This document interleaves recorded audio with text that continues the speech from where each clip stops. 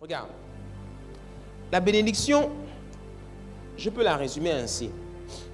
La bénédiction, la première chose que la bénédiction fait, parce qu'il y en a qui pensent que quand Dieu te bénit ou quand on est béni, ça veut dire qu'on reste là et puis les choses vont tomber du ciel et puis ça va nous venir.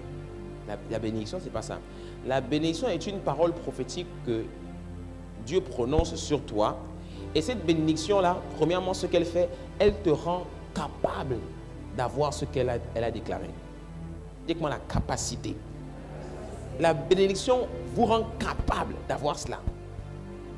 Ce que la bénédiction a déclaré sur vous, vous êtes capable de l'avoir. Si Dieu dit, à partir d'aujourd'hui, que la femme de ta maison soit comme une vigne féconde dans l'intérieur de la maison, ça ne veut pas dire que tu restes là et puis on va te donner les enfants.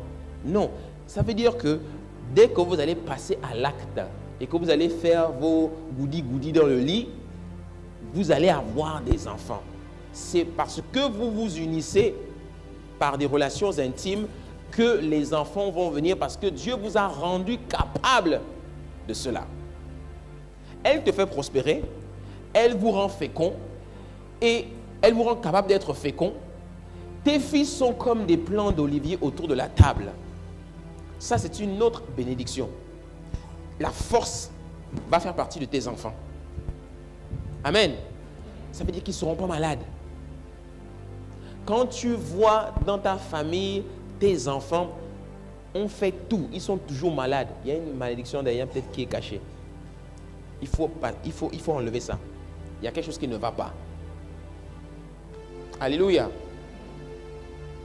C'est ainsi qu'est béni l'homme qui craint l'Éternel. L'Éternel le bénira de Sion et tu verras le bonheur de Jérusalem tous les jours de ta vie. Tu verras les fils de tes fils. Ici, il parle de la longévité. Quelqu'un qui est béni dans sa maison connaîtra la longévité, la prospérité, la fécondité, etc., etc. Elle te rend capable d'avoir toutes ces choses-là. Si Dieu dit, parce que tu es béni, tu verras les fils de tes fils, mais tu passes ton temps à manger les cotisse, tu vas compromettre cette bénédiction. Dieu n'a pas dit que tu vas voir les fils de tes fils et puis tu peux jouer avec ta vie.